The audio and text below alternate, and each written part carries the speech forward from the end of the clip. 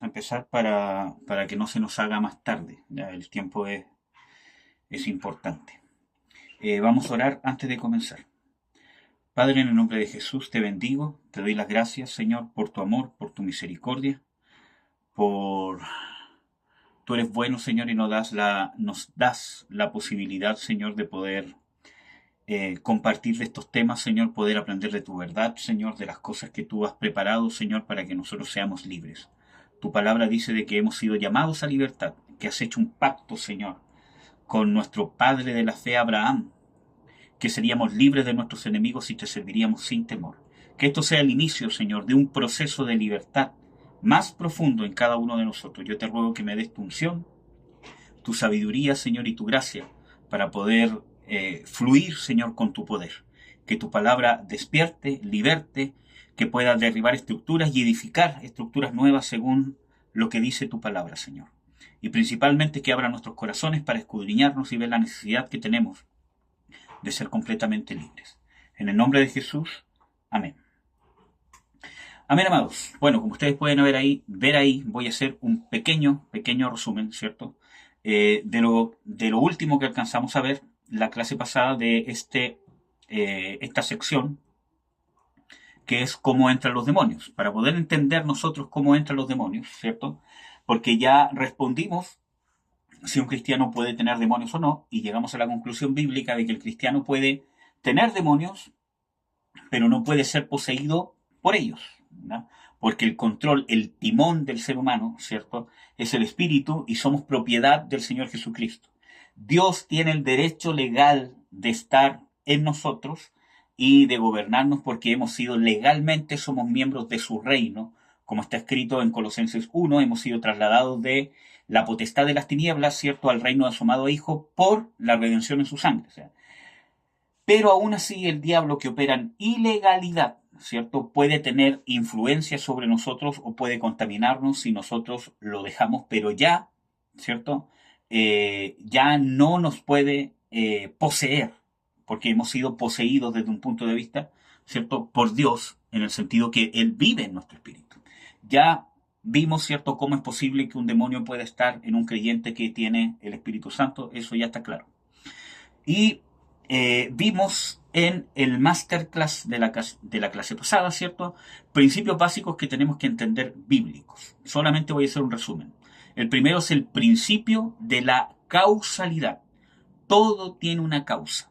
Y este es un principio que no solamente es bíblico, ¿cierto? ¿Cómo se llama? En el sentido de entender este tema de cómo entran los demonios, sino que es un principio, es una ley, ¿cierto?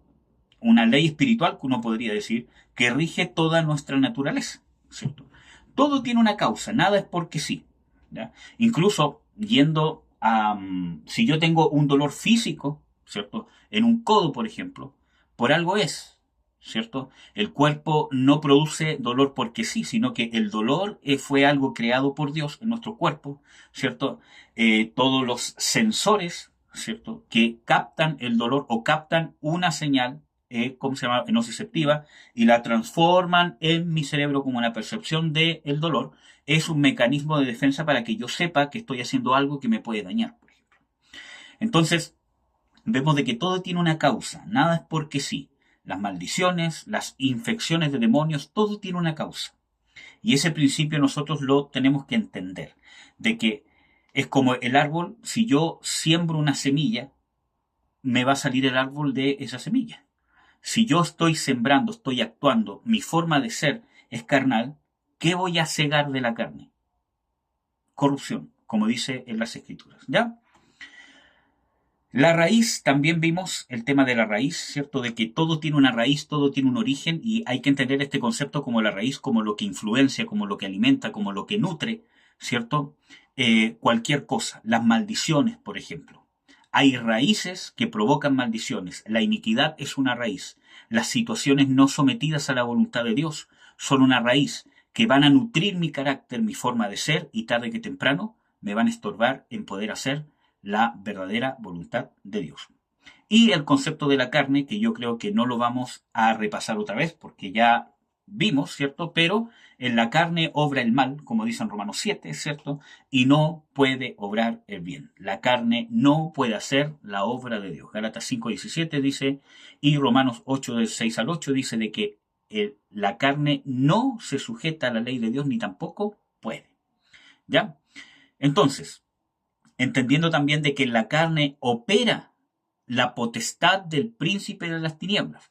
Efesios 2, del 2 al 3 dice claramente de que los que andan en la carne, los que andan según sus propios pensamientos, eh, están bajo el príncipe de la potestad del aire. Entonces, ¿qué va a pasar si un cristiano, que ya Dios lo sacó, pero anda en desobediencia, porque Efesios 2:3 dice que ese espíritu ahora opera en los hijos de desobediencia? Si andan en desobediencia y persisten en andar en la carne, persisten en andar en la carne y empieza a pasar al punto de la rebelión, ¿quién va a operar en su carne? El príncipe de la potestad del aire, que algunos teólogos han llegado a concluir de que es el mismo diablo. ¿Ya? Ahora, ahora sí podemos responder esta pregunta: ¿cómo? ¿Cuál es el mecanismo? ¿Cómo entra un demonio en un ser humano? ¿Ya? Y vamos a tratar de responder esta pregunta. ¿Ya? Para eso vamos a responder 4 preguntas. El cómo, entendiendo como el mecanismo, ¿cierto?, por el cual el demonio invade un ser humano. O sea, la acción, ¿cierto?, o la herramienta, ¿cierto?, que usa, ¿cierto?, Satanás o los demonios para entrar en un ser humano. Vamos a responder el por qué, ¿cierto? Que ahí estaríamos respondiendo cuál es la causa. Vamos a responder el cuándo, el momento en que el demonio está fuera de un ser humano y el momento en que pasa a estar dentro, y dónde, ¿ya? ¿Dónde entra? ¿Ya? Entonces, el cómo. Vamos a ver. Primer mecanismo, ¿cierto?, que Satanás usa o los demonios usan para entrar en un ser humano: la tentación. Vamos a ver Primera de Tesalonicenses 3:5 y nos vamos a dar cuenta que Pablo lo advierte. Primera de Tesalonicenses 3:5 dice: por lo cual también yo, no esperando más, he enviado a reconocer vuestra fe, no sea que os haya tentado el tentador, que nuestro trabajo haya sido en vano. Entonces, el tentador, el diablo, ¿cierto?, es el que tienta, el que ocupa esta herramienta de tentación, ¿cierto?, obviamente para poder invadir una persona, ¿ya? Esto uno lo podría definir también no solo como el mecanismo, sino como el ataque, cómo ataca el demonio para finalmente entrar en una persona, ¿ya? El mismo Señor Jesucristo, cuando enseña a orar en lo que uno conoce por la iglesia, ¿cómo se llama?, católica, como el Padre Nuestro, ¿cierto?, uno se puede encontrar de que cuando enseña a orar dice: y no nos metas en tentación, mas líbranos del mal, porque tuyo es el reino, el poder y la gloria, ¿cierto? Esa palabra, cuando dice líbranos del mal, es una palabra del griego que significa poneros, que se puede traducir incluso como el malo, como una persona. Entonces relaciona la tentación, el ser librados de la tentación, o el ser librados de no caer en tentación, con ser librados, ser libres de Satanás. Entonces vemos de que la Biblia lo relaciona directamente, la tentación, ¿cierto?, con el diablo. Ahora, vamos a ver otro mecanismo o parte de esta tentación, ¿cierto?, que en la Biblia uno lo puede encontrar como el lazo del diablo. Vamos a ver 2 Timoteo, ¿cierto? 2 Timoteo 2:26. Dice lo siguiente: y se zafen del lazo del diablo en que están cautivos a voluntad de él. Entonces aquí vemos un ejemplo de cómo con el lazo del diablo, que ya vamos a ver qué es el lazo del diablo, pero con el lazo del diablo, el diablo ¿qué hace? Cautiva, controla a la gente para que esté a la voluntad de él. Y nos vamos a dar cuenta de que eso es que el diablo está adentro de la persona. Porque es una mentira muchas veces que nos han disfrazado en muchas iglesias cristianas, que dicen de que hay influencias demoníacas, que cuando una persona llega a tener una influencia de un demonio, el diablo está como afuera. No, vamos a darnos cuenta de que el diablo invade a una persona. No la controla por completo, pero un área de su vida, como vamos a ver aquí el lazo, ¿cierto?, está controlando su voluntad. ¿Dónde estaría el diablo? En un área de su voluntad, ¿ya? En Amós 3:5 dice: ¿habrá lazo si no hay cazador? Entonces vemos de que realmente cuando habla de un lazo es porque hay alguien que está usando un lazo para poder entrampar, ¿cierto?, a alguien, y como vimos en segunda de Timoteo 2:26, por ejemplo, para enlazar su voluntad. ¿Ya? ¿Qué lazos tenemos? Tenemos lazos de impiedad o maldad. Y esto quiere decir de que lo que entendemos por lazo del diablo o lazo del cazador, ¿cierto? Podemos verlo como la impiedad o la maldad, ¿cierto? La maldad es un lazo del diablo, la impiedad es un lazo del diablo. Vamos a ver algunos versículos bíblicos. Ahí vamos a ver, por ejemplo, Proverbios 29:6. Dice, en la prevaricación del hombre malo hay lazo. Cuando nosotros somos hombres o mujeres malas, o hay maldad en nosotros, es un lazo. Entonces Satanás usa la maldad como lazo. Vamos a ver de que la codicia también es un lazo. 1 Timoteo 6:9. 1 Timoteo 6:9. Dice así, porque los que quieren enriquecerse caen en tentación y lazo. La codicia o el amor al dinero es un lazo. ¿Ya? ¿Qué otra cosa? El adulterio. Proverbios 7, 22, 23 dice de que el que adultera también cae en un lazo de muerte. ¿Ya? La forma de vivir de enojo e ira también es un lazo. El enojo, la ira es un lazo de Satanás. Vamos a ver. Proverbios 22, 24. Dice lo siguiente. No te entrometas con el iracundo, ni te acompañes con el hombre de enojos, porque no aprendas sus maneras y tomes lazo para tu alma. Ya estamos viendo qué parte de nuestro cuerpo, ¿cierto? Indirectamente, es la que laza, ¿cierto? El diablo. Vemos que el diablo, ese lazo que usa, que no es algo que uno vea de que el diablo literalmente está con un lazo, ¿cierto? Sino que el lazo o el mecanismo de ataque que usa es, como ya vimos, ¿cierto? La maldad, la impiedad, la codicia del dinero, el adulterio, la forma de vivir con enojo e ira y el temor al hombre. Proverbios 23, 29, 25, dice de que el temor al hombre es lazo. Y ya vimos de que enlaza o cauteriza, ¿cierto? El alma, ¿cierto? Y la voluntad. Y la voluntad está en el alma. Amén. Bueno, vamos a continuar. Por medio de divisiones, también es lazo, o sea, también es un mecanismo que el diablo usa para atacar, este mecanismo que usa para entrar. Vamos a ver Marcos 3:25. Marcos 3:25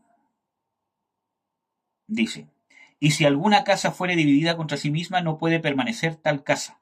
Entonces, ¿cuál es el medio con que Satanás destruye o invade? Porque aquí el Señor Jesucristo en Marcos 3:25 está hablando del reino de Dios y del reino de Satanás. Entonces, dice, si alguna casa es dividida contra sí misma, ¿cierto? O si fuere dividida, ¿cierto? No permanece tal casa. A través de las divisiones, el diablo ataca. Divisiones en la familia, ¿cierto? Porque estamos viendo, ¿cierto?, las herramientas que usa el diablo, ¿cierto? O los mecanismos que usa el diablo, el cómo entra, ¿cierto? Ya vimos la tentación, ¿cierto? Y dentro de la tentación estamos viendo de que ocupa lazos y divisiones. ¿Ya? Bueno, vamos a ver las maldiciones. Las maldiciones también son un mecanismo por el cual Satanás entra. La tentación, ahora las maldiciones. Vamos a ver, por ejemplo, las maldiciones del ocultismo. Cuando una persona ha practicado ocultismo, cuando mis antepasados han practicado ocultismo, el ocultismo es una herramienta, es un mecanismo que usa Satanás para poder invadir una persona. Cuando yo caigo en ocultismo, un familiar que tiene autoridad sobre mí, especialmente mis padres, mis abuelos, me consagra por medio del ocultismo, me sana, entre comillas, por medio del ocultismo, me da algún beneficio por medio del ocultismo, el diablo está usando esa herramienta para invadirme a mí, no solo al que practicó el ocultismo, sino al que fue receptor del ocultismo. Amén. En Ezequiel 13 habla de las vendas mágicas, que cazan las almas al vuelo. Entonces vemos que es una herramienta de Satanás. Vamos a ver un pasaje más, Salmo 11:2. Ustedes pueden revisar con más tiempo los otros pasajes. Salmo 11:2 dice lo siguiente: porque aquí los malos flecharon al arco, apercibieron sus saetas sobre la cuerda para saetear en oculto a los rectos de corazón. Vemos de que el ocultismo, ¿cierto?, es una herramienta para saetear, para dañar, para herir a los rectos de corazón. Entonces el ocultismo es una herramienta que usa el diablo para atacar, es el medio de ataque, uno de los medios de ataque. ¿Y qué más? Maldiciones proferidas por otras personas con algún grado de autoridad. ¿Ya? Vamos a ver el Salmo 31:18. Salmo 31:18. Dice: enmudezcan los labios mentirosos que hablan contra el justo cosas duras, con soberbia y menosprecio. Vamos a ver, ¿cierto? También el Salmo 35:19-21. Salmo 35:19-21. Dice: no se alegren de mí mis enemigos injustos, ni los que me aborrecen sin causa hagan el ojo, porque no hablan paz, y contra los mansos de la tierra piensan palabras engañosas, y ensancharon sobre mí su boca, dijeron: ea, nuestros ojos lo han visto. Y este es un tema que vamos a ver con más detalle, ¿cierto? Pero nosotros tenemos que entender de que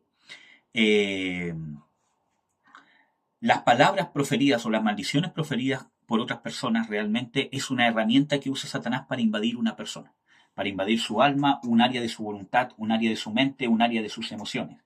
Y quizás esa es el arma, una de las armas que más ocupa dentro de la familia. Cuando un padre maldice a sus hijos, ¿cierto?, con palabras, le dice: eres tonto, eres estúpido, eres... y cualquier cosa que se les ocurra, improperio de todos modos, o ¿cómo se llama?, eres un inútil, etcétera, etcétera. Y yo estoy identificando a mi hijo, o pasa con los cónyuges, ¿cierto? Eres fea, eres gorda, o eres feo, eres ¿cómo se llama?, un inútil, eres un... cualquier cosa. Satanás ocupa esa palabra para atacar, para invadir. Y esas son maldiciones proferidas con personas. Las personas que tienen mayor grado de autoridad, incluso más que los pastores sobre nuestras vidas, son nuestros padres y nuestros cónyuges, aunque no lo crean, tanto para bendecir como para maldecir. Nosotros como esposos tenemos una trascendencia y una responsabilidad tremenda con nuestras esposas, y esposas, ustedes tienen una responsabilidad y una trascendencia tremenda con sus esposos, y ahí entra el tema de la lengua. Santiago 3 habla de la lengua, que es un pequeño miembro del cuerpo, pero que se jacta de grandes cosas, ¿cierto? Que es inflamado por el fuego ¿de dónde? Del infierno. ¿Saben qué significa eso? Que cuando yo ocupo mi boca para maldecir, y ojo que para maldecir no es que decir yo te maldigo y que va a venir una maldición, sino que son estas cosas: eres estúpido, eres inútil, eres un inservible, eres una mala mujer, eres un mal hombre, ¿cierto?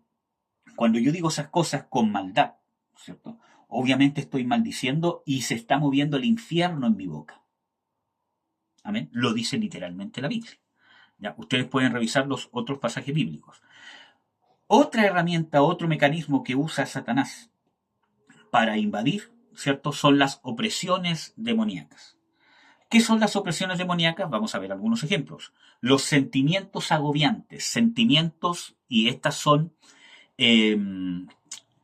opresiones demoníacas externas. Esto sí es externo, es un sentimiento agobiante que pone el diablo, que está usando como arma para que yo caiga en ese sentimiento y pueda terminar invadiendo él. Sentimientos agobiantes, por ejemplo, el temor.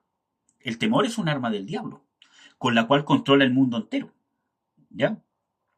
Entonces, es un sentimiento agobiante porque no es pecado en sí sentir temor por algo. El tema está qué hago yo con el temor. Si el temor me domina, me invade y yo vivo en el temor, y mi decisión la tomo fundada en el temor, el diablo está tomando terreno. Hebreos 2, 14 al 15 dice de que cuanto los hijos participaron de carne y sangre, Jesús participó de lo mismo, ¿cierto?, para destruir por medio de la muerte a aquel que tenía el imperio de la muerte, esto es el diablo, el cual por el temor de la muerte tenía cautivos a todos a voluntad de él. Entonces vemos de que el temor es una forma en que el diablo cautiva, controla a la gente, especialmente el temor a la muerte. Ustedes pueden revisar los otros pasajes bíblicos donde dice de que no nos ha dado Dios espíritu de temor, que, eh, que no hemos recibido espíritu de servidumbre para estar otra vez en temor. Entonces vemos de que el temor se relaciona con la operación de demonios. ¿Ya? Entonces, ¿qué otros sentimientos agobiantes ocupa el diablo para controlar o para invadir? La amargura, la angustia, la pena, la tristeza, el resentimiento. En Lamentaciones 1, 2 y 3 dice de que esta persona estaba en amargura y que los perseguidores la alcanzaron. Los enemigos han sido hechos cabezas. ¿Por qué? Porque el sentimiento de amargura, de pena, angustia, tristeza, resentimiento, es un sentimiento agobiante, externo, ¿cierto? Que está haciendo presión, presión, presión, y empieza a invadir mi alma, empieza a invadir eh, eh, mi voluntad, ¿cierto? Hasta tal punto que el diablo, por medio de esa herramienta que está usando, termina entrando. Y así domina el mundo. ¿Cierto? Ustedes saben de que en Chile, por lo menos, es uno de los países en el mundo, ¿cierto? ¿Cierto? Que tiene mayores problemas mentales, ¿cierto? Con respecto a la amargura, la depresión. Y, ¿cierto? En niños, es increíble ver la cantidad de niños que tienen problemas mentales y estamos hablando de niños que tienen 5, que tienen 6, 7, 8 años. Entonces vemos cómo el diablo controla esto y eso tiene una explicación de muchas cosas, ¿cierto? Pero también otro sentimiento es la ira. Por ejemplo, Efesios 4, 26 al 27 dice, y no se ponga el sol sobre vuestro enojo, ni deis lugar al diablo. El odio, ¿cierto? La ira, cuando el diablo empieza a oprimirme y alimentar un sentimiento de odio dentro de mí y ponerme más sentimientos y alimentar un sentimiento de odio que puedo tener y yo me empiezo a rendir a ese sentimiento, finalmente el diablo está usando esa arma porque quiere invadir. Los celos. Número 5.14 habla del espíritu de celos. ¿Qué más? El amor erótico, el amor de la lujuria, de la obsesión amorosa, de la bondad carnal. Y aquí les quiero dar un ejemplo. Por ejemplo, el amor que Dios quiere que se relacione en el matrimonio, obviamente hay un ámbito sexual que se tiene que dar en el matrimonio en, en santidad y en sanidad.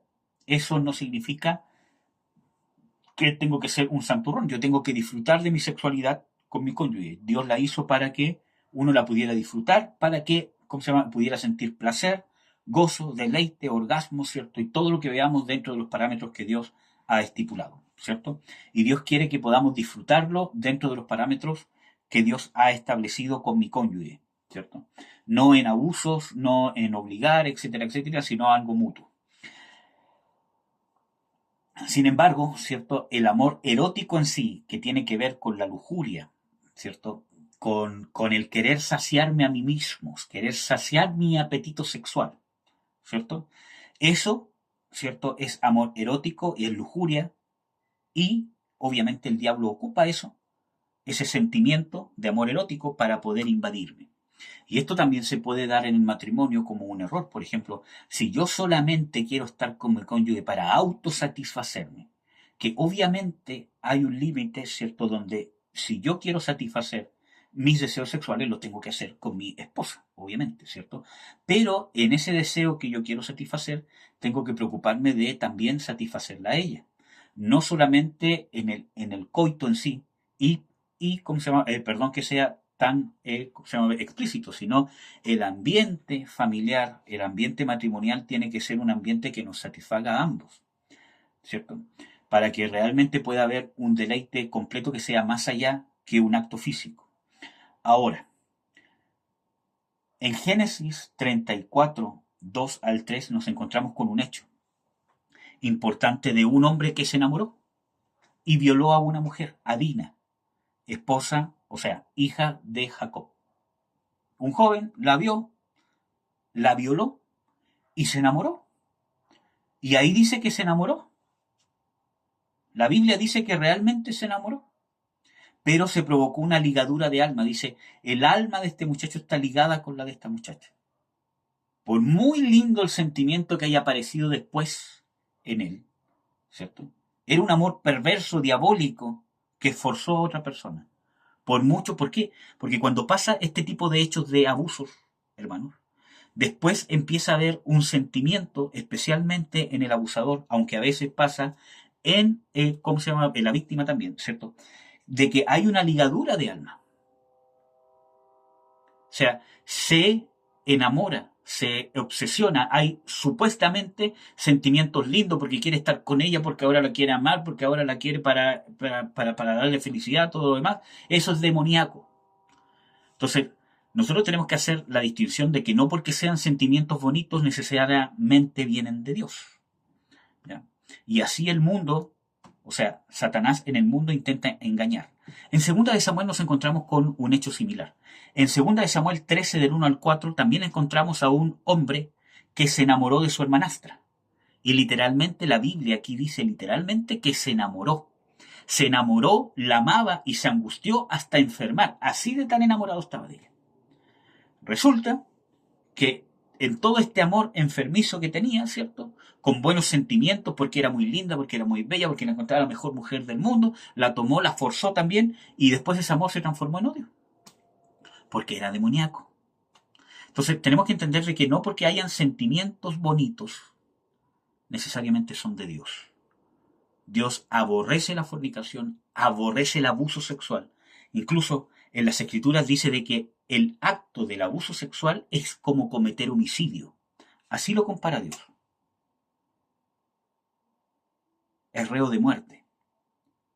¿Cierto? Y la víctima, ¿cierto?, de un abuso sexual obviamente queda en una condición que la Biblia describe como de muerte. Porque Dios dice de que es lo mismo que si alguien hubiese matado a otra persona, pero en este caso esa persona quedó viva. Vive en un estado de muerte, algo murió en esa persona. ¿No? Bueno, ya vamos a hablar más de eso. ¿Cierto?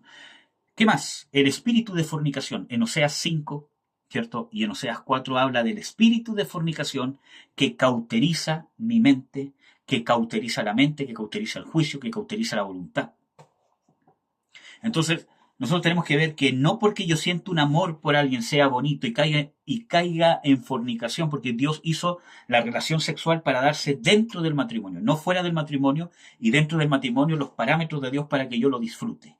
Pero si yo me enamoro de una mujer, o en el caso de las mujeres de un hombre, o un hombre con un hombre, etcétera, etcétera, ¿cierto? Y fornico, nadie dice que no hayan sentimientos lindos de amor verdadero, de compañerismo, de querer estar juntos, ¿cierto? Que nos amamos, que nos queremos y que queremos formar una vida juntos, pero lo hacemos fuera del matrimonio. Es fornicación, es pecado, hay contaminación de demonios y Dios no lo bendice ni lo ampara y al contrario trae maldición. Por muy lindos que sean los sentimientos. Porque la voluntad de Dios no se trata de sentimientos, se trata de la voluntad de Dios. Dios es el único que puede decidir lo que está bien y lo que está mal. ¿Ya? Ahí entran también temas de la pedofilia, ¿cierto? Como ahora se está intentando inculcar poco a poco, ¿cierto? Explicar de que un pedófilo ama a un niño. Hermano, por muchos sentimientos que sean incluso hasta nobles, es una perversión. Es una perversión, es una aberración. ¿Amén? Ya. ¿Qué más? ¿Qué otras herramientas usa el diablo? Situaciones agobiantes, maltratos, abusos, accidentes, traumas, enfermedades, ¿cierto? Entonces, nosotros tenemos que ver de que los abusos, las situaciones agobiantes, ¿cierto? Porque ya vimos sentimientos agobiantes, como el amor erótico, ¿cierto? La ira, el enojo. Ahora estamos viendo situaciones agobiantes, donde yo paso por una situación de un abuso, paso por una situación de un maltrato, accidentes traumáticos, traumas, enfermedades terminales de un familiar mío, etcétera, etcétera. Esas situaciones que me toca vivir personalmente, como familia, como sociedad, como iglesia, etcétera, etcétera. Cualquier tipo de esta situación también es un arma que usa Satanás para invadir, para tomar dominio y para tomar control. Vamos a ver Eclesiastés 9:12. Eclesiastés 9:12. Dice, porque el hombre tampoco conoce su tiempo, como los peces que son presos en mala red, y como las aves que se prenden en lazo. Así son enlazados los hijos del hombre en el tiempo malo, cuando cae de repente sobre ellos. ¿Qué dice? De que los hombres son enlazados cuando en el tiempo malo. Si yo no llevo, miren hermano, nadie está exento de vivir eh, situaciones agobiantes, es parte de la vida. El Señor Jesucristo dice, y tendréis aflicción. Y hay situaciones que obviamente uno no quisiera pasar o no quisiera que sus hijos pasaran por ningún, o sea, nadie quiere que alguien pase por un abuso, que alguien pase por un maltrato y nadie hubiese querido vivirlo, ni mucho menos que un familiar cercano o un hijo pase por una situación así. Pero desgraciadamente este mundo está tan contaminado, tan pervertido, que desgraciadamente estamos expuestos, que no significa que Dios nos tiene desamparados. En cierta manera Dios nos va, ¿cierto?, a cubrir. Pero nadie está expuesto a que un familiar, a que nos pase algo. Nadie está expuesto a vivir una situación agobiante. Nadie está exento, perdón. ¿Ya? El tema está que nosotros podemos llevar estas aflicciones de una manera correcta. No por el hecho de pasar por la situación, es decir, de que estoy contaminado. Tuve cierto, se llama un accidente, ¿cierto? Ah, estoy contaminado porque tuve un accidente. Sino que si yo no lo llevo de la manera correcta, puede llegar a causar una contaminación. Acuérdense que habla de estar preso o lazo. Una contaminación demoníaca. El mismo Señor Jesucristo advierte cómo llevarlas. Dice, en el mundo tendréis aflicción, pero confiad, yo he vencido al mundo. Y no es solamente una frase, esto tiene que ver con una obra de Dios, ¿cierto? Del Espíritu Santo, no solamente de una fe mística, que yo diga, ya Dios está conmigo, Dios me sana. Hay una sanidad que se va haciendo a través del trato en mi alma, en mis recuerdos, ¿cierto? De este evento traumático que yo viví, etcétera, etcétera, para poder llevarlo. Vamos a ver Juan 16, 33, a ver si es el mismo versículo que yo dije. Dice, estas cosas os he hablado para que en mí tengáis paz. En el mundo tendréis aflicción, mas confiad, yo he vencido el mundo. Entonces, las enseñanzas prácticas de Jesús son para que yo tenga paz en la aflicción que me lleva a vivir en este mundo. Que son todas estas cosas que nos pueden pasar, ¿cierto? Si nosotros no llevamos bien estas situaciones, si no somos realmente sanados, si no las afrontamos, ¿cierto?, en las manos de Dios, podemos terminar en una contaminación demoníaca y podemos ser vencidos finalmente por el mundo. Vamos a ver un ejemplo en Mateo 26, que el mismo Señor Jesucristo nos da un ejemplo, y lo vamos a analizar rápidamente, porque veo que se me está pasando mucho el tiempo. Mateo 26, 38. Mateo 26, 38, dice lo siguiente. Entonces Jesús les dice, mi alma está muy triste hasta la muerte, quedaos aquí y velad conmigo. Y yéndose un poco más adelante, se postró sobre su rostro orando y diciendo, Padre mío, si es posible, pasa de mí este vaso, pero no lo que yo quiero, sino lo que tú. Aquí vemos un ejemplo cómo el Señor Jesucristo afrontó una situación agobiante, que nosotros vemos que en otros paralelos dice de que Él llegó hasta sudar gotas de sangre. Dice, mi alma está angustiada hasta la muerte. Estaba afrontando una situación agobiante donde Él tenía que morir crucificado, sin ser culpable, sin tener por qué estar ahí, etcétera, etcétera. ¿Cierto? Entonces, ¿cómo enfrentó esa situación? En la oración, pero no simplemente orar, ya ahora, porque, ¿cómo se llama? Hay gente que diga, ya, está mal, pasó un trauma, ya, oremos, oremos, oremos, y ahí se tiene que pasar. Tiene que ser una oración eficaz, que se dirija al problema en cuestión. En este caso, Jesús sometió su voluntad a la voluntad del Padre. No quiere decir de que dejó de sentir ese agobio, no quiere decir de que al final no terminó muriendo en una cruz, pero recibió la fortaleza para afrontarlo de la manera que no se terminara amargando y mucho menos contaminado por un demonio. ¿Ya? Nosotros vemos, por ejemplo, en Job, vemos de que Job y sus aflicciones, las aflicciones que él vivió, que yo creo que todos saben, ¿cierto? La enfermedad, la muerte de sus hijos, la pérdida de todo lo que tenía, etcétera, etcétera, y todo eso en un día, ¿cierto? Obviamente eso le trajo contaminación, ¿ya? También hablamos de la amargura de espíritu por causa de las deudas. En Primera de Samuel nosotros vemos de que hay un grupo de personas que se junta con David que dice de que estaban en amargura de espíritu porque eran endeudados. Las deudas nos pueden llevar a una amargura y también esa situación agobiante de las deudas puede ser un mecanismo, una herramienta de Satanás para invadir a alguien. La pérdida de un hijo. ¿Qué más terrible que eso, cierto? También, ¿cierto? Es un arma ¿cierto? Esa situación, no que el diablo mate al hijo en sí, sino que la situación de la pérdida de un hijo, el diablo la puede usar como un mecanismo, una herramienta para invadir a alguien y llenarlo de un espíritu de amargura. ¿Ya? Los problemas familiares, nosotros por ejemplo vemos en Génesis 26, en Génesis 49, un ejemplo, por ejemplo, de Jacob y de su esposa, de que su hijo Esaú, ¿cierto? Él tomó mujeres que no eran del pueblo de Dios y dice de que esas mujeres le fueron amargura de espíritu a sus padres. ¿Ya? Entonces los problemas familiares, ¿cierto?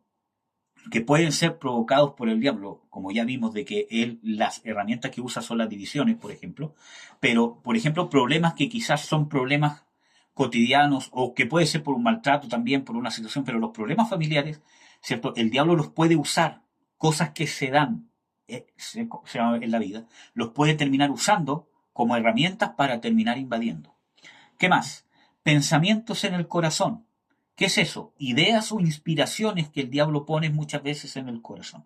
Tenemos el ejemplo de Judas, donde dice literalmente de que Satanás puso en su corazón entregar al Señor Jesucristo. Fue una idea, fue una inspiración. Y obviamente Judas, ¿cierto? Que vamos a ver el caso de Judas. Judas la siguió porque había un terreno ya planificado que Judas dio cabida, ¿cierto? Pero fue una inspiración y Judas la terminó siguiendo y terminó siendo invadido por el diablo. Y literalmente las escrituras dicen de que Satanás entró en él. ¿Amén? Después de haberle inspirado, después Satanás entró en él, le inspiró a entregar al Señor Jesucristo, después que lo entregó estaba en la última cena, y en la última cena dice de que tras el bocado, porque él moja el pan junto con el Señor Jesucristo, tras el bocado dice que Satanás entró en él. Entonces vemos cómo usó esta inspiración para poder entrar en él. En Ananías y Zafira dice literalmente, ¿por qué Satanás llenó tu corazón para que mintieres contra Dios? No has mentido a Dios, sino, o sea, para mentir contra el Espíritu Santo no has mentido a los hombres, sino has mentido a Dios. ¿Cierto? Vemos de que puso una idea de mentir. Y ellos al ejecutarla, Satanás lo usó, ¿cierto? Que ya vamos a ver todo eso. Y ustedes pueden ver los otros ejemplos. Por eso que los pensamientos deben ser sometidos a la voluntad de Dios. Segunda de Corintios 10:5 dice de que todo pensamiento debe ser llevado cautivo a la voluntad de Dios. ¿Ya? ¿Qué otra herramienta usa? Aparte de las que hemos visto, ¿cierto? Que ya vimos la tentación, las maldiciones, las opresiones demoníacas, que vimos sentimientos agobiantes, situaciones agobiantes o pensamientos o inspiraciones. ¿Qué otra herramienta ocupa? Falsas doctrinas. Primera de Timoteo 4:1-3. Habla de espíritus de error y de doctrinas de demonios. Que esto se va a intensificar en los postreros tiempos. O sea, ya estaba en los tiempos de Pablo. Pablo hace esta advertencia porque ya estaba proliferado. Estas doctrinas de demonios, espíritus de error, aquí está hablando de demonios, doctrinas de demonios, espíritus de error. Por lo tanto, mientras más se acerque el tiempo del Señor Jesucristo, esto va proliferando aún más. ¿Cierto? Y aquí dice de que en los postreros tiempos muchos escucharán, ¿cierto? Doctrinas de demonios a espíritus de error. Esta palabra escuchando, ¿cierto? Advierte claramente de que esos demonios o espíritus de error hablan o se expresan a través de personas. Ocupan personas. Están dentro de personas, de falsos predicadores, ¿cierto? E introducen estas doctrinas de demonios. Ahora, ¿cómo hablan? No solamente hablan a través de personas, sino a través de revelación a personas que están dispuestas a apostatar, a vivir en hipocresía, las cuales terminan con la conciencia cauterizada. O sea, no solamente la falsa doctrina se va a transmitir de una persona que ya está endemoniada, ¿cierto? Con estos espíritus de error, sino que los espíritus de error, para poder invadir una persona, le entregan tipos de revelaciones, ¿cierto? A personas que están dispuestas en el fondo de su corazón a apostatar por el reconocimiento, por cosas no resueltas en su infancia, etcétera, etcétera, ¿ya? Entonces vemos de que hablan a través de falsas revelaciones de personas que están dispuestas a vivir en hipocresía.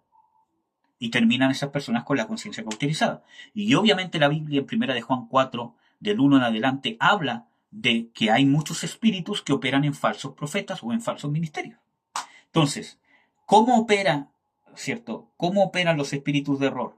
o cómo ocupa Satanás esta herramienta de la falsa doctrina a través de entregar falsas revelaciones a algo, ya sea sueños, visiones, profecías, inspiraciones, etcétera, etcétera. Falsas revelaciones que atentan contra la sana doctrina de Dios para poder invadir a alguien, y también estos espíritus de error a través de una persona que ya está endemoniada con estos espíritus de mentira, ¿cierto? A través de lo que ellos enseñan, invade a los oyentes si ellos reciben esa falsa doctrina.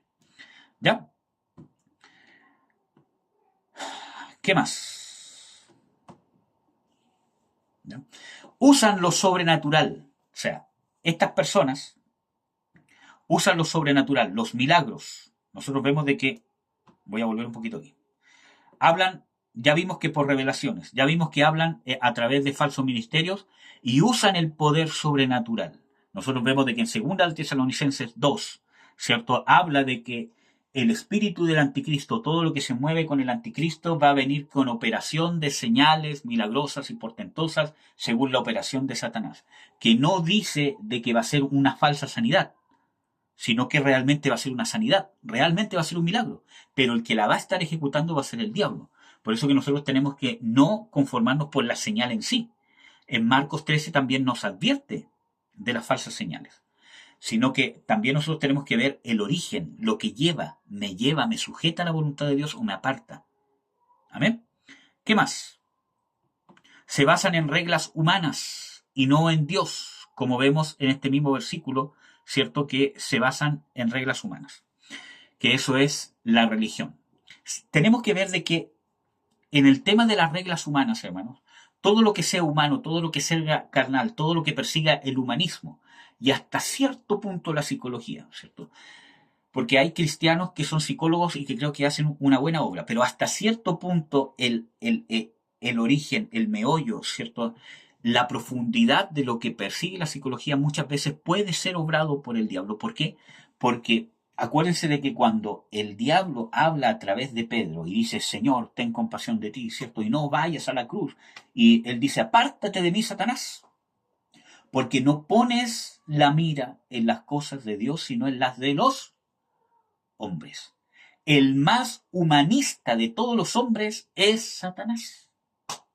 Es el que más se enfoca en el humanismo. La doctrina de Dios, la obra de Dios, su misericordia, su amor, su evangelio, no se centra en el hombre, se centra en Dios, se centra en su palabra, se centra en su verdad, se centra en su voluntad, se centra en Jesucristo. Dice claramente las Escrituras de que todas las cosas fueron hechas por Él, en Él y para Él. Y de que Dios quiso de que en Jesucristo estuviese toda la plenitud de la preeminencia, no en el hombre, ¿no? En cambio el diablo es más humanista que nosotros, centra al hombre, y ahí está todo lo que vemos. Por ejemplo, vemos todas estas ¿cómo se llama? Doctrinas, ¿cierto? Y todo, ¿cierto? Que dice, no, si tú sientes querer ser mujer, eres mujer. Si tú quieres ser hombre, puedes ser hombre. Si tú sientes hacer esto, hazlo. Si tú sientes que este día eres así, hazlo. Porque se centra en el hombre, aunque tenga muy bonitos sentimientos, hermano. Y así entran las falsas doctrinas también en la iglesia. Se centran en el hombre. Pacta con Dios y Dios te va a dar, ¿cierto? Trae aquí 1.000.000 de pesos, entrega tu carro, ¿cierto? Porque se centra en el hombre y Dios te va a multiplicar, te va a hacer millonario, porque te quiere enriquecer, y cuántas otras falsas doctrinas más que han entrado, ¿cierto? Y obviamente estas doctrinas tienen como centro no negarse, sino dar rienda suelta y satisfacer mis deseos carnales. Y ojo, que cuando hablamos de deseos carnales muchas veces nosotros entendemos de que el deseo carnal solamente es la lujuria, la perversión sexual, el alcoholismo, la droga, pero eso es carne, pero no es solamente los deseos carnales. El odio, la amargura, la soberbia, la arrogancia, también es carne. Amén. El tratar mal a alguien, ¿cierto? Las palabras ásperas también es carne, ¿ya? ¿Cómo? Tergiversando o alterando o llevando a un extremo la palabra de Dios. Nosotros tenemos que ver de que de esa manera el diablo ocupa, ¿cierto?, esta arma de las falsas doctrinas para poder entrar. Nosotros tenemos que entender de que toda herejía es una verdad llevada a un extremo. Tenemos ejemplos.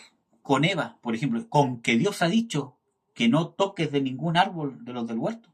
Entonces, o que no comas de ningún árbol. Entonces, era una verdad llevada a un extremo. Dios les había prohibido tocar un árbol en el huerto. Eso era cierto, pero la tergiversó, la llevó a un extremo. Con Jesús también, ¿cierto? El diablo también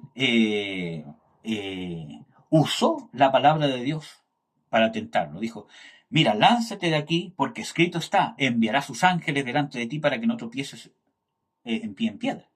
Entonces, usó la palabra de Dios para tentarlo, pero pervirtió su palabra. ¿Cierto? Vamos a ver el Salmo 59.5 para culminar con este punto. Salmo 59.5. Salmo 59, 56.5, perdón. 56.5. Dice, todos los días me contristan sus negocios, contra mí son todos sus pensamientos para mal. Vamos a ver la versión textual. Dice, todo el día pervierten mis palabras, todos sus pensamientos son contra mí para mal. Así el diablo, pervirtiendo la palabra de Dios, es que engaña a la iglesia. ¿Ya? Por ejemplo, en Gálatas 1, 7 al 9, ¿cierto? Pablo dice, ¿quién os fascinó? O sea, ¿quién los hechizó? Porque tergiversaron la palabra llevando a la iglesia de Gálatas a judaizar siendo gentiles. Y eso fue actividad demoníaca y hasta el día de hoy pasa. Bueno, vamos a ver ahora el por qué. Ya vimos el cómo, o sea, ya vimos, bueno, muy rápidamente, esto es para verlo en un mes, ¿cierto? Pero ya vimos muy rápidamente los mecanismos, cómo, las herramientas, el ataque. ¿Cuál es el ataque del diablo? La falsa doctrina, los sentimientos, etcétera, etcétera, las situaciones agobiantes, así ataca. Ahora el por qué. Y cuando uno dice el por qué, tenemos que ver que es la causa que le permite al demonio usar el mecanismo para invadir al ser humano. ¿Ya? O sea, es la causa que le permite a Satanás o a los demonios ejecutar el ataque con eficacia. ¿Amén? O sea, ejecutar el ataque porque nadie está susceptible a los ataques del diablo. Pero cuando vamos a hablar del por qué, es la causa lo que le permite al diablo ejecutar el ataque y cumplir su cometido. Obviamente, ¿cierto? Esto sería el pecado, pero no es tan fácil como decir, la causa es el pecado. ¿Ya? El pecado personal no confesado o no abandonado. Nosotros tenemos que ver de que cuando yo cometo un pecado personal y no lo confieso y no lo abandono, obviamente es la causa por la cual el diablo va a ejecutar cualquiera de los ataques que vimos y va a poder entrar. ¿Ya? Vamos a ver el Salmo 32, 5, 7. Salmo 32, 5, 7. Dice, mi pecado te declaré, no encubrí mi iniquidad, confesaré, dije, contra mí mis rebeliones a Jehová, y tú perdonaste la maldad de mi pecado. Versículo 7. Tú eres mi refugio, me guardarás de angustia, con cánticos de liberación me rodearás. ¿Cómo tenemos liberación? ¿De qué? ¿Del enemigo? Con el arrepentimiento, confesando el pecado personal. Hermanos, y la confesión del pecado personal, obviamente nosotros tenemos que confesar los pecados a Dios, pero muchas veces tenemos que confesarlos con alguien. Amén. Tenemos que rendir cuenta de lo que hemos hecho muchas veces. Bueno, especialmente cuando el pecado ha dañado a terceros, ¿cierto? Y tenemos que ser guiados en saber qué hacer o cuando necesitamos liberación. Bueno, pecado de incredulidad a Dios, ¿cierto? Vamos a ver solamente algunos versículos bíblicos. Primera de Juan 5:19. Primera de Juan 5:19. Sabemos que somos de Dios y todo el mundo está bajo el maligno. Y vamos a ver esta misma carta primera de Juan 5, pero el versículo 4. Todo el mundo está bajo el maligno. Miren qué dice. Porque todo aquello que es nacido de Dios vence al mundo. Y esta es la victoria que ha vencido al mundo, nuestra fe. Cuando yo no tengo fe, no venzo al mundo. Soy vencido del mundo. ¿Y quién es el que está sobre el mundo? Satanás. ¿Ya? El pecado de los padres. Y esto tiene que ver con las maldiciones generacionales. el pecado de los padres cae sobre los hijos, muchas veces. Especialmente, miren, esto uno lo puede ver de dos formas. Cuando un padre peca contra un hijo, es la herramienta que usa Satanás para invadirlo. Pero cuando un padre peca, transmite generacionalmente, ¿cierto? Ese pecado. ¿Por qué? Porque, ¿cómo podríamos poder explicar esto? Si yo estoy pecando, hermanos, yo estoy pecando con todo mi ser, con mi ADN, con mi cuerpo, y eso es lo que no entendemos porque no hemos entendido la gravedad de pecar. Porque hemos estado en un mundo que Satanás ha construido, ¿cierto?, este tema social, donde el pecado es justificado, no es tan malo, ya es malo, pero Dios es bueno, pero Dios es misericordioso, ¿cómo Dios me va a condenar por mentir, ¿cierto?, una mentirita blanca, etcétera, etcétera. Entonces, no hemos tomado las consecuencias de pecar. Cuando yo peco, contamino todo mi ser, mi esencia, mi ADN, no solamente lo natural, sino lo espiritual. Entonces, cuando yo peco, estoy pecando con toda mi genealogía. Mi ADN queda impregnado de ese pecado. Por lo tanto, cuando engendro un hijo, pequé con él. Yo hice que mi hijo pecara y que naciera ya habiendo cometido ese pecado. Y las escrituras nos muestran eso, el espíritu de fornicación, cómo pasa esta maldición de la fornicación a los hijos. Dice de que por cuanto ustedes fornicaron, vuestras nueras fornicarán. O sea, los hijos van a ser víctimas de adulterio. Y así sucesivamente. En la rebelión también vemos de que pasan consecuencias a los hijos. ¿Ya? ¿Qué más? Pecado de terceros con algún grado de autoridad sobre la persona. Cualquier tipo de abuso, rechazo. Y esto es el porqué. Ahora, vimos el mecanismo. Ahora estamos viendo el porqué. ¿Por qué Satanás puede entrar, ¿cierto? De por qué puede usar un ataque para poder invadir, cuál sería su causa de que el ataque va a surtir efecto, porque terceros han pecado contra mí, como les explicaba. Es diferente que un padre peque contra un hijo a las maldiciones generacionales. Cuando yo peco, contamino a mis hijos, ¿cierto? Pero cuando yo peco contra mis hijos o alguien con autoridad, un jefe, un profesor, mi cónyuge, ¿cierto?, un pastor, un líder de la iglesia, peca contra mí, esa es la razón, la causa, el por qué el diablo me puede atacar y ejecutar. Y aquí vemos, para que puedan entender esto, dos cosas de la mano, el ataque y la causa. Por ejemplo, no es lo mismo que una persona en la calle que yo no tengo idea quién es, me diga, oye, eres un estúpido. ¿Cierto? Yo voy a decir, bueno, es fome, ¿cierto? Me hizo sentir mal, quizás me enojó en el momento, pero dije, ya, bueno, ya pasó. Pero es diferente a que mi padre me diga, o que mi esposa me diga, eres un estúpido. Entonces, ¿por qué tiene más eficacia el ataque que a mí me lo diga mi esposa? O, ¿cómo se llama? Mi padre, o, ¿cómo se llama? Mi madre. ¿Por qué? Por causa de que esa persona tiene un grado de autoridad. Entonces ahí vemos el por qué. ¿Cuál es la causa de que ese ataque se hace efectivo? Porque es una persona con grado de autoridad que peca contra mí. Y a la vez vemos el arma que está usando para atacarme.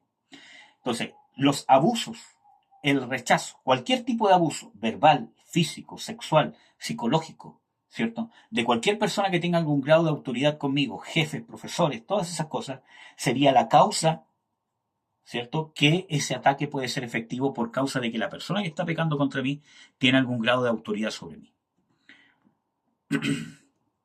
Vamos a ver. Les vuelvo a dar el ejemplo de Tamar, ¿cierto?, cuando fue abusada por su hermanastro.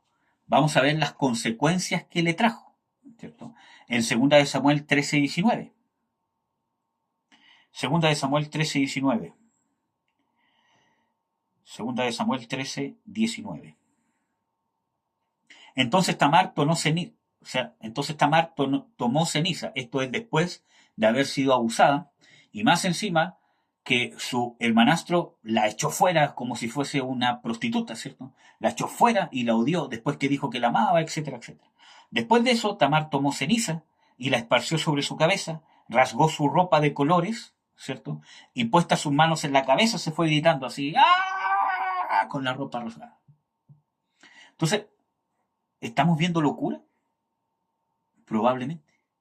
Estamos viendo desconsuelo porque dice de que estuvo todos los días, ¿cierto? En el versículo 20, estuvo todos los días desconsolada en la casa de su hermano. ¿Vemos amargura? Y acuérdense que la amargura en Lamentaciones 1, 2, 3 lo relaciona con mis perseguidores me han alcanzado y sus enemigos han sido hecho cabeza. Está hablando de contaminación demoníaca. Entonces vemos cómo el hecho de que esta persona, que era su hermanastro, tenía autoridad sobre ella, la abusó, ¿cierto? Cómo le trajo locura, amargura y contaminación demoníaca. ¿Ya? El pueblo de Israel, ahí ustedes lo pueden ver con más tiempo. ¿Qué más?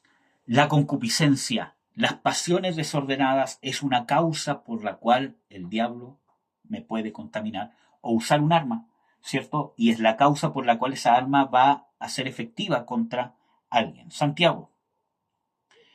Vamos a ver Santiago 1.14. Dice, sino que cada uno es tentado cuando de su propia concupiscencia es atraído y seducido, o cebado, dice aquí en la versión que tengo yo, la 1909. Esa palabra concupiscencia significa poner el corazón o anhelar algo. Según el diccionario Vine, ¿cierto? Es un deseo ansioso, un deseo desmedido, un deseo sin control. Deseos carnales que no han sido puestos bajo sujeción del espíritu. En la palabra de Dios dice de que si no hacemos morir la carne por las cosas del espíritu, moriremos. Pero si hacemos morir la carne por el espíritu, viviremos. Entonces, nosotros tenemos que entender, ¿cierto?, de que nosotros tenemos apetitos, tenemos deseos que son pecaminosos. Es parte de nuestra naturaleza carnal. No es pecado en sí sentir un impulso a hacer algo malo.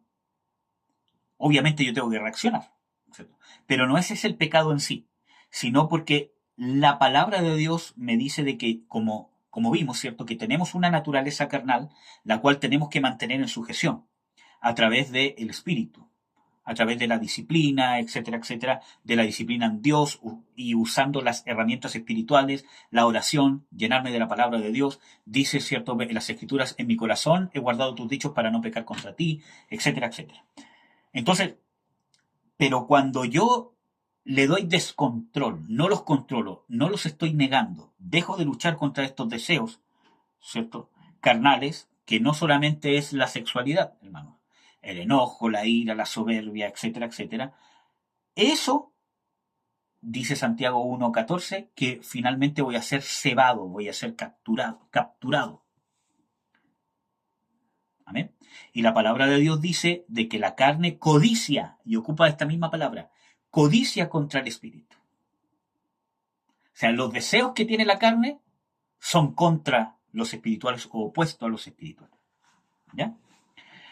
Bueno, entonces nuestra carne, nuestra naturaleza carnal codicia todo lo que es contra el espíritu.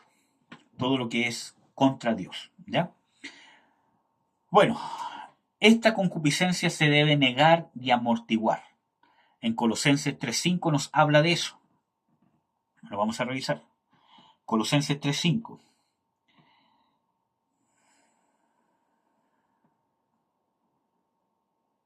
Dice, amortiguar o negar, ¿cierto? O apaciguar, ¿cierto? O hacer menos intenso. Vuestros miembros que están sobre la tierra, fornicación, inmundicia, molicie, mala concupiscencia y avaricia, que es idolatría. Tenemos que negarlos, amortiguarlos, quitarles poder. Yo, cuando explico el tema de la carne y del espíritu, digo, mire, usted tiene que desnutrir a la carne, dejar de darle alimento a la carne. No la alimente. No se someta a situaciones donde su carne se va a alimentar, se va a nutrir.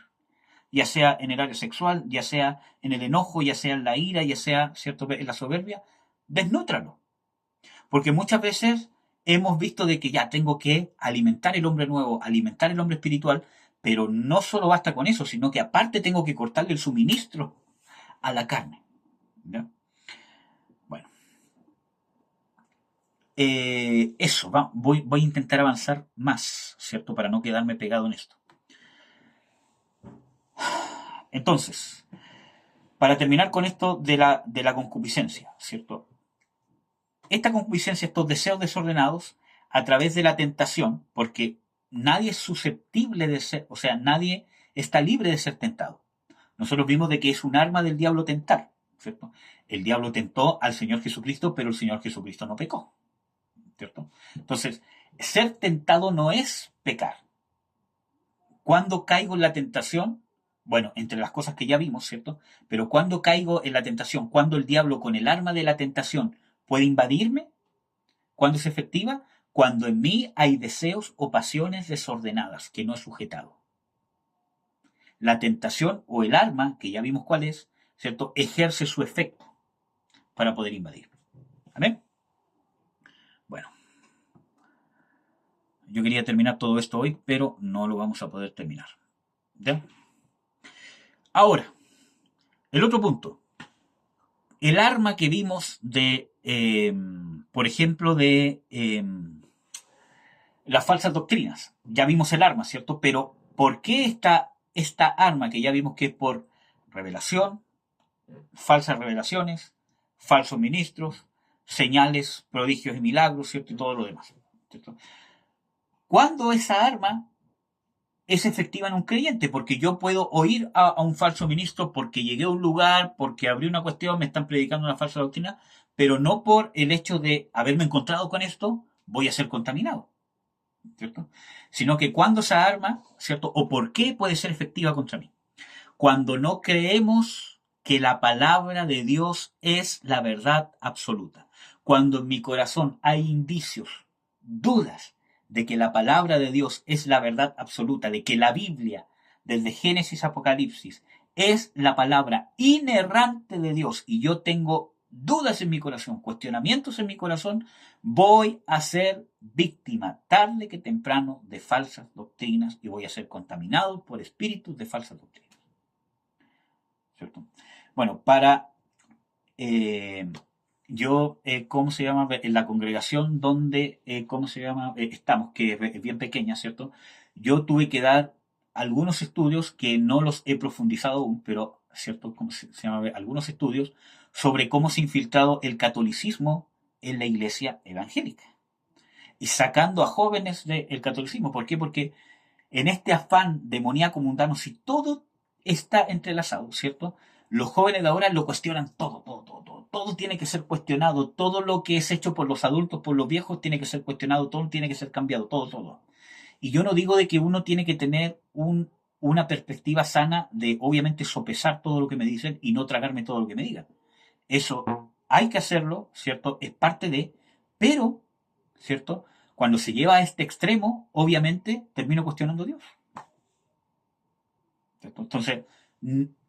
Entonces, cuando hay dudas de que la palabra de Dios es la verdad absoluta, yo tengo que afirmar mi fe, porque la veracidad de la Escritura me la da Dios a través de mi experiencia y mi encuentro personal con Jesucristo. Vamos a ver, el Salmo 119, 57, y con este punto yo creo que vamos a terminar. Salmo 119, 157. Salmo 119, 157. Dice, muchos son mis perseguidores y mis enemigos, mas de tus testimonios no me he apartado. O sea, muchos son mis perseguidores, mis enemigos. O sea, el diablo está tentando con falsa doctrina, con un montón de cosas, pero yo no me aparto de tus testimonios. Yo no me aparto de tu palabra. Vamos a ver el versículo 161.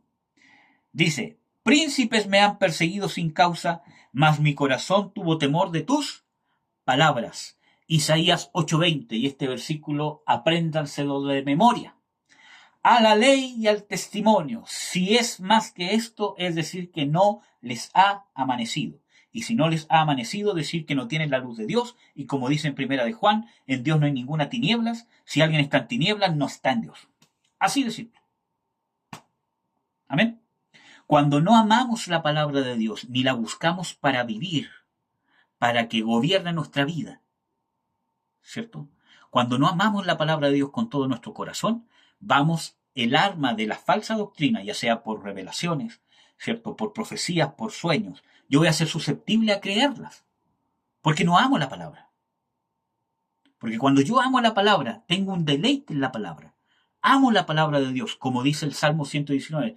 Yo siempre doy un consejo, lean el Salmo 119 y aprendan a amar la palabra de Dios, porque el amor a la palabra de Dios se aprende. No es algo mágico que ¡pum! Yo amo la palabra de Dios. Se aprende.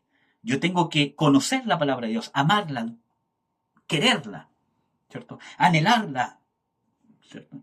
Entonces, cuando yo amo la palabra de Dios, ¿cierto? Cualquier revelación, sueño que me venga, por muy portentoso que sea, espectacular que sea, se me presente un ángel, yo voy a correr a la palabra de Dios y no voy a abandonar ninguno de sus mandamientos, ni a derecha ni a izquierda.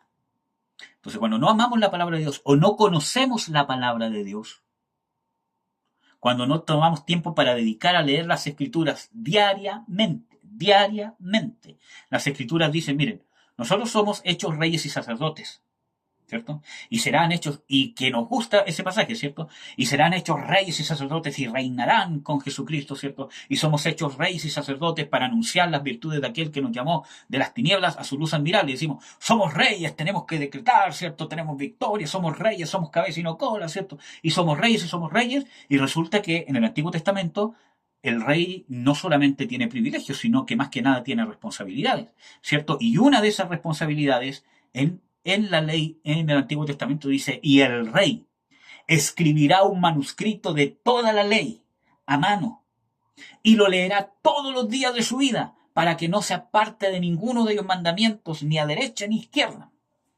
Tenemos que leer la Biblia todos los días para aprender cómo ser esposo, aprender cómo ser... Miren, hermanos, es triste ver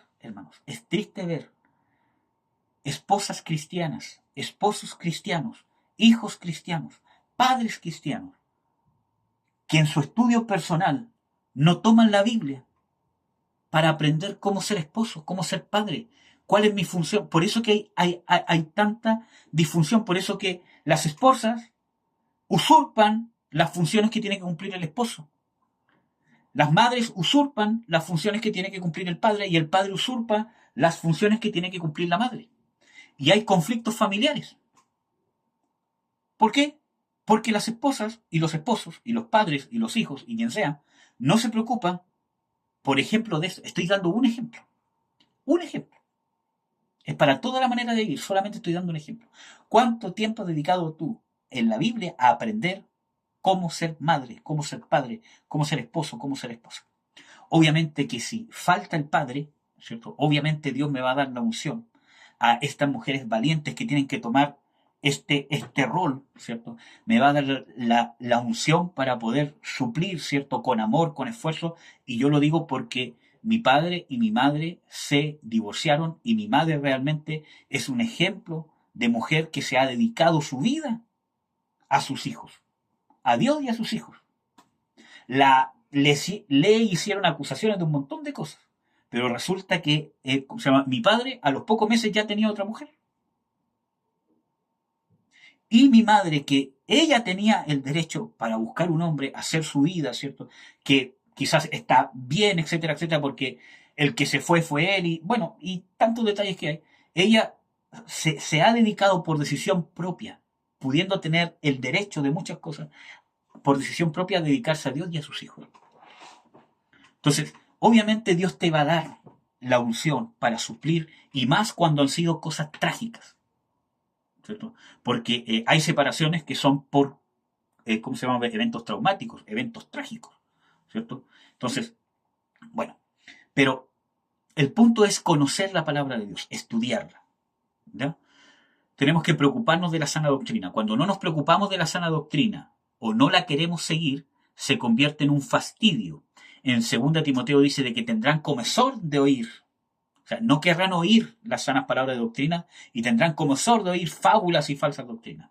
Porque ya la sana doctrina se ha convertido en un fastidio. Miren, hermanos, hablar de cristología, hablar de andar en el espíritu, de negar la carne, todo eso se ha convertido en un fastidio.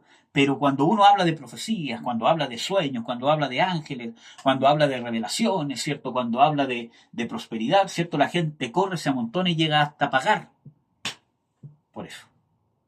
Que no digo de que no haya revelación, que no haya profecía, lo hay, pero en la doctrina correcta. ¿Ya? Entonces, eso, hermanos, lo vamos a dejar hasta aquí. ¿Ya? Si ustedes quieren seguir, yo podría seguir toda la noche hablando de esto. Pero el tiempo es día jueves, ¿cierto? Y quizás muchos se tienen que levantar mañana a trabajar. Lo que sí, voy a dejar un tiempo para preguntas o alcances, o si quieren ahondar alguno de los puntos que vimos, es ahora que podrían preguntar y podríamos ahondar alguno de los puntos que hemos hablado. Si alguien tiene una pregunta, algún comentario, lo puede hacer ahora.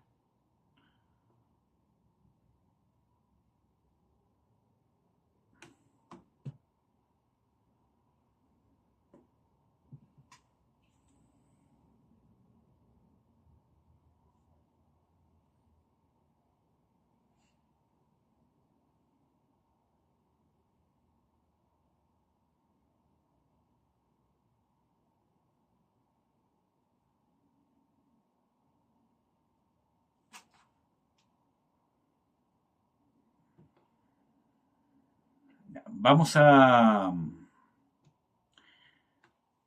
miren, hay muchas opciones. Si ustedes quieren, déjenme ver el calendario, pero porque la última clase de Masterclass es el próximo jueves y con esto ya vamos a cerrar este tema. ¿Ya? Eh, lo que podemos hacer es prepararnos para el próximo Masterclass y que se preparen para hacer una clase un poco más larga, ¿no es cierto?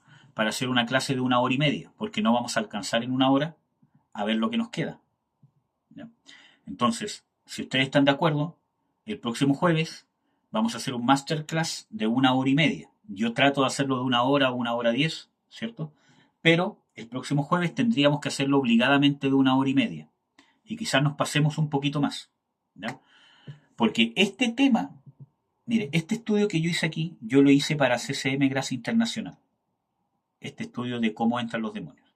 Y creo que es un tema que yo no pude encontrar un estudio y no es por querer, ¿cómo se llama? Jactarme, ¿cierto? Pero no he encontrado un estudio de cómo entran los demonios que lo explique con detalle. Quizás hay, obviamente, y quizás encuentren mucho mejores que este. Pero por lo menos yo no los he encontrado así públicos. ¿No? Entonces, creo que este es un tema, ¿cierto?, de poder entender cómo las maldiciones, las agresiones, los eventos traumáticos, la tentación, las falsas doctrinas, cómo operan para que entren en nosotros con el, el fin de que nos demos cuenta que quizás nosotros necesitamos ser libres, un familiar necesita ser libre, nuestra familia completa necesita ser libre, nuestra iglesia necesita ser libre, no sé. ¿Ya? Ese es el fin, que nosotros seamos libres, busquemos la libertad, porque cuando nosotros somos libres podemos libertar a otros. Entonces, el próximo masterclass vamos a ahondar el punto 4, que es cuándo entran los demonios, en qué momento, quizás lo vamos a poder pasar un poco más rápido esto, y el dónde, ¿cierto? Dónde operan los demonios y vamos a ver algunos ejemplos. Ejemplo de Judas, como les dije, ejemplo de Pedro, ¿cierto?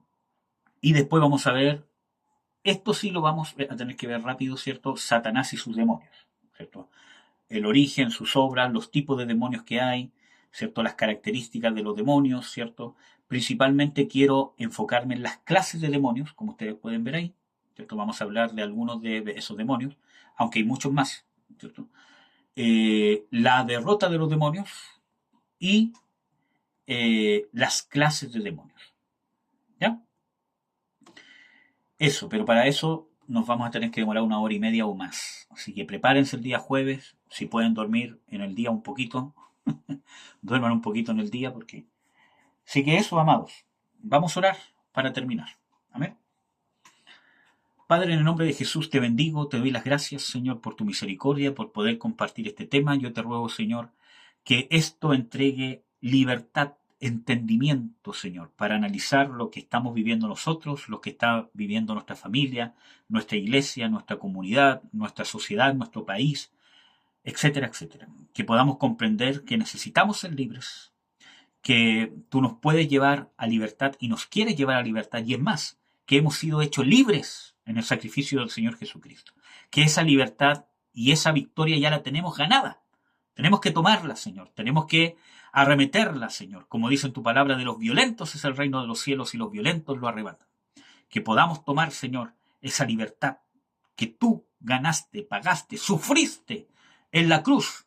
Podamos ser libres, saber de que nosotros podemos ser libres, de que nuestros familiares pueden ser libres, que no hay situación de la cual no nos puedan libertar, de que Satanás está vencido, está derrotado, sus demonios también.